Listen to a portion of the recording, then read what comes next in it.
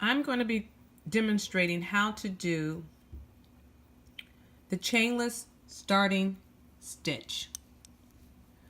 And I'm going to demonstrate it doing the double crochet.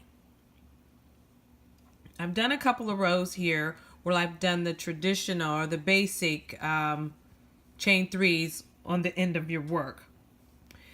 And I've also done one where I've done the chainless starting stitch. As you can see, I have 2 rows here, and each side is a chain 3 here and here, and they're very easy to see because it leaves you with a hole because of that chain 3 really doesn't have a body to it. It's just chains, which are thinner than any of the stitches that you make in crochet.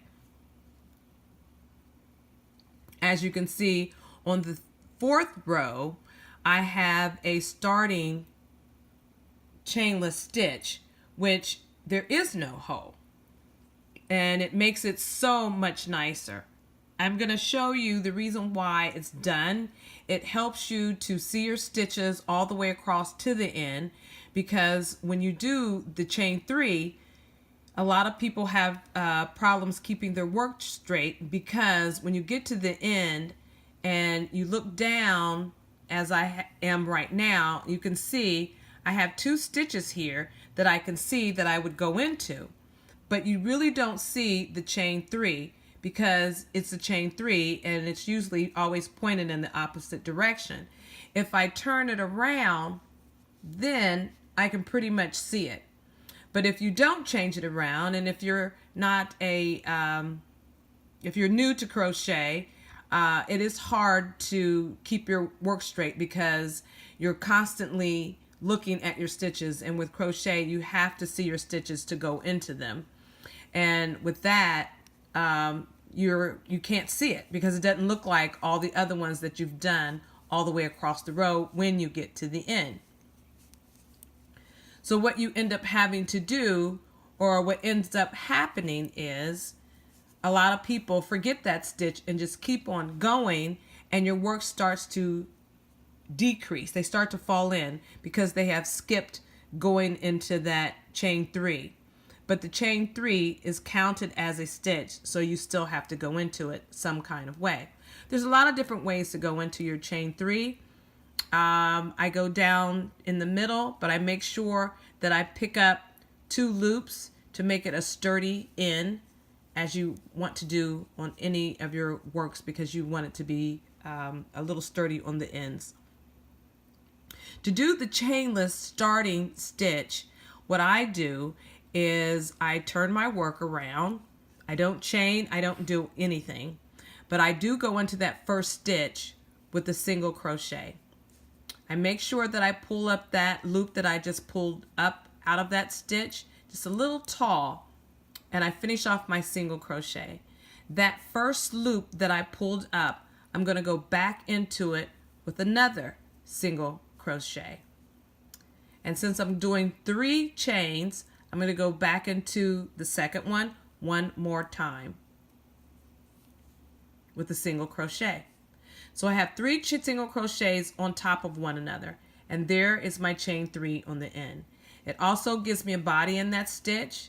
I don't have to do any second guessing of where I go, because now we have something physically in that whole stitch there. It gives me my height. It's 3 chains, and now I just go right across with my double crochets.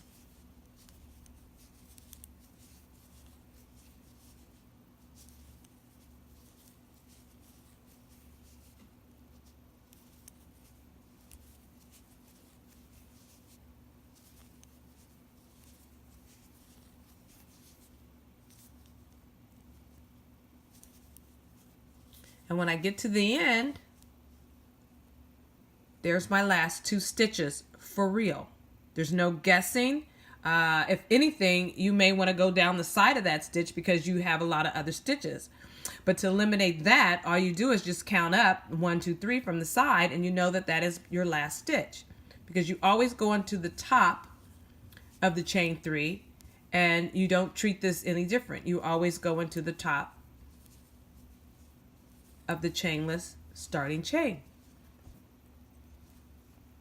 And there is the difference. As you can see, you have nice edges on the side. It's all nice and full, versus the chain 3 where you have your holes that are unsightly. This stitch is really good for being able to put a border around your work. You also have stitches to go into, which makes it really nice. You've got those two. It's a very nice stitch. I really like it. I use it for everything. So it's really nice to work into. You can also do this for your half double. Turn your work, pull up with a single crochet, go into that first loop, pull up, your chain 2.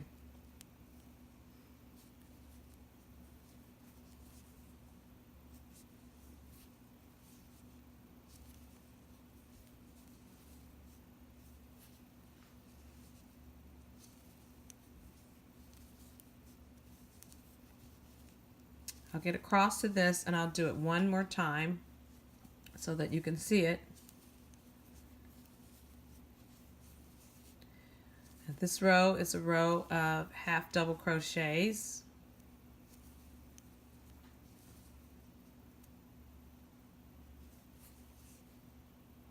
It's my last stitch right there. 1, 2, 3. The top of it.